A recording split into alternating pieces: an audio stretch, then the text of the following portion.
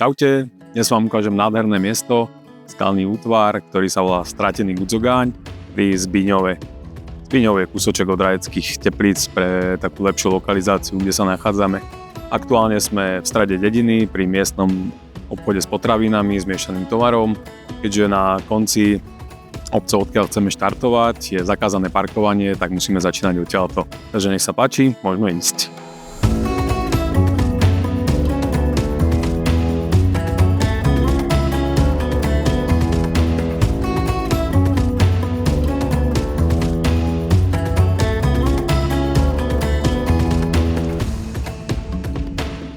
Tak sme konečne na kraji obce, takže sme na kraji lesa, už vidím, že tú značku.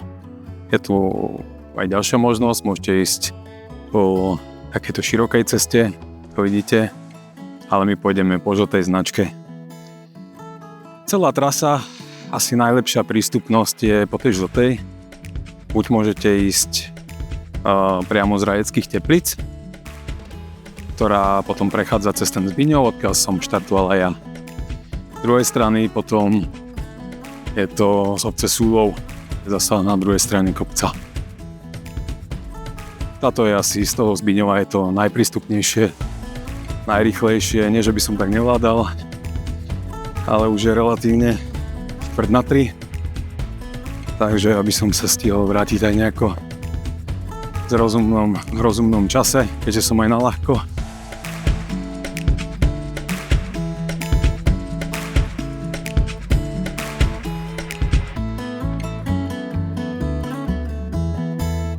K samotnému Stratenému Budzogáňu. Z čoho to vlastne vzniklo, Budzogáň? Všetci asi vieme, že je to nejaký ký, myslím, že neviem, či v Mrazíkovi, alebo určite v 100 ďalších rozprávkach bolo niečo ako Budzogáň.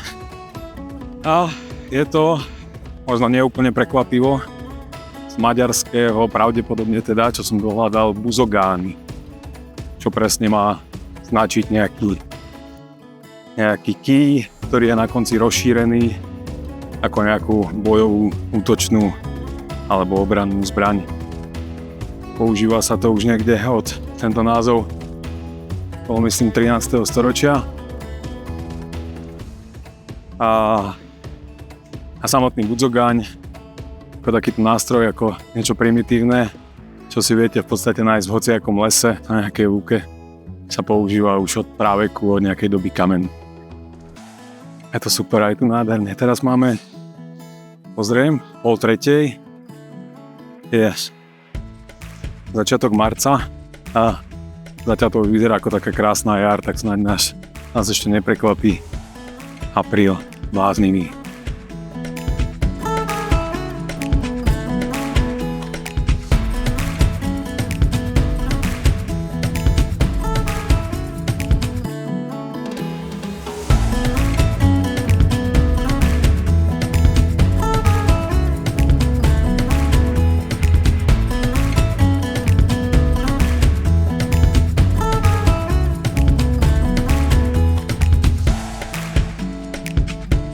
Minule som vám povedal skratke, o čom bude projekt Tuto žije.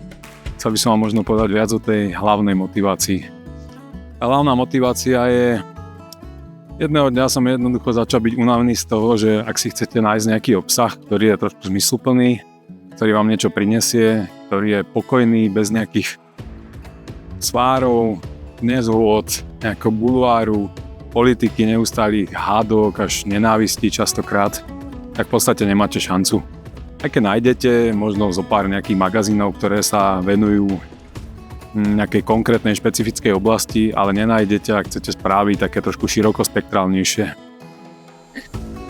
Ak aj nájdete nejaký magazín, ktorý sa tvári, že je taký presne, že je na oddych alebo na pohodu, tak aj tak tam nájdete jednoducho vsunuté niekde, či už na začiatku, na konci, podprahovo, nejaké politické odkazy a takéto veci, nejaké clickbaitové a podobne.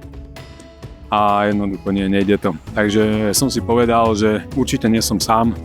Určite viacej takýchto ľudí, ktorí chcú nejaký normálny obsah, ktorí proste, keď sa chcú niečo dozvedieť, keď sa chcú zabaviť, oddychnúť si, tak sa nemusia báť, že keď budú vypínať telefón YouTube, počítač, čokoľvek, tak ostanú v nejakej depresii alebo v zlej nálade alebo budú mať pokazený celý deň. Tak toto je tá hlavná motivácia, prečo robím túto žije. Tak dúfam, že obsah, ktorý budem robiť, sa vám bude páčiť. Pokúsim sa naozaj prinášať zmysluplný obsah z rôznych oblastí, takých zaujímavých, kde budú zaujímaví ľudia, zaujímavé veci, remeslá, umenie, príroda, určite tiež veľa, a podať vám to nejakým nebulvárnym spôsobom, nejakým, ktorý vás zaujme a ostanete so mnou. A ideme ďalej. Tak, po krásnej časti lesom, po lúkach sa blížime, to môžete vidieť na stromoch nápis Budzogáň. Blížime sa ku tej najkrajšej, povedzme teda, alebo v skutočnosti najnáročnejšej časti, našťastie nie príliš dlhej. Mojím odhadom to môže mať nejakých 200-300 metrov vzdialenostne, ale je to teda strmé. Ale myslím, že ten vrch stojí za to. Takže vyšlapeme a už sa potom len budeme tešiť.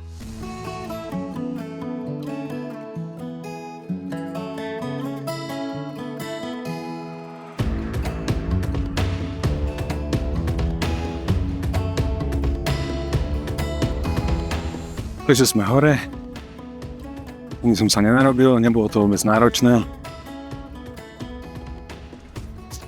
Robím si srandu, bolo to náročné, ale krátke, ale stalo to za to. A okolo už slnko zapadá, už sa pomaly chystá spať, ale myslím, že pri stratenom Budzogáni ešte krásne bude svietiť, takže vám nádherne predstavím celý Budzogán. Teraz, keď ešte nie sú listy na tých stromčekoch tuto, tak už teraz ho je krásne vidieť. A je to riadny kus skaly.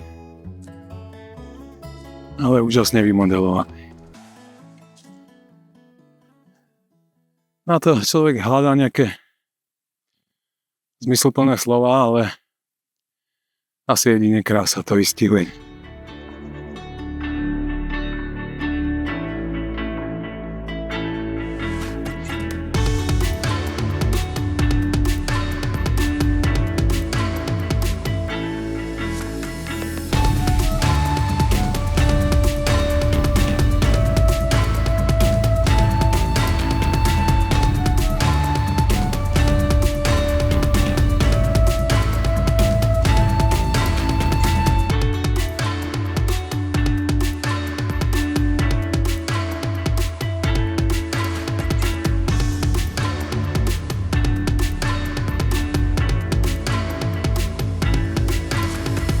Takže ako ste sami videli, Budzogán je nádherný a hlavne v tomto večernom zapadajúcom slnku ešte je oveľa viac atmosférický a má väčšie čaro. A ja vám teraz poviem legendu o tom, ako údajne vznikol tento krásny skalný útvar. Podľa legendy kedysi dávno prechádzal krajom veľký obor a páčil sa mu veľký hromodub, ktorý tu rastol. Uzmyslel si, že si z neho vystrúha teda Budzogáň. Tak ho vytrhol a pri tom vytrhnutí zobudil všetkých obyvateľov miestnej krajiny. Tým sa to samozrejme nepáčilo, lebo ten strom mali veľmi radi a tak potreli obrovi smolou nohy, aby sa vlastne odtiaľto nemohol s hromodubom dostať. A obor bol tak nahnevaný, že napriek zobral hromodub, už skoro vystrúhaný Budzogáň, a zapichol ho do zeme. A ako ho zapichol, tak ho preklial a vlastne hromodub skamenel a odvtedy je tu vlastne veľký Budzogáň. Realita je samozrejme trošku prozaickejšia, takže takýto skalný útvar vznikne, ak hornina, z ktorej vlastne je stvorený, má rôzne stupne tvrdosti. Takže pôsobením erózie, mrazu, vody, vetra a tak ďalej, jednoducho tie mäkšie časti sa postupne rozdrobia, opadajú a ostanú tie tvrdšie a potom vznikajú takéto útvary.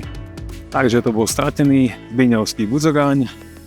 Ešte dodám, že ak sa rozhodnete ísť celú trasu z Hradeckých Teplíc po žltej značke, tak je tam aj naučný chodník, kde sa dozviete ešte veľa zaujímavého o miestnej faune, flóre a všeobecne o tomto mieste. Ak sa vám video páčilo, dajte odber a ostaňte s túto žije.